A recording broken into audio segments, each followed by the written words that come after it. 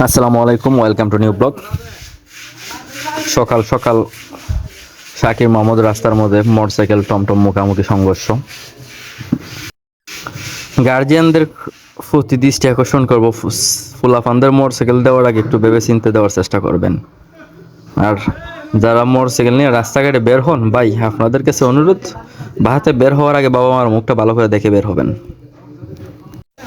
একটা গাড়ি কতটুকু বেপরোয়া গতিতে চালাইলে এই ধরনের অ্যাক্সিডেন্ট হয়, আশা করি এটা ভালো করে বুঝতে পারছেন। গাড়ির গতি কী পরিমাণে ছিল, মিনিমাম 100, তা না হলে তো এই ধরনের অবস্থা হওয়ার কথা না।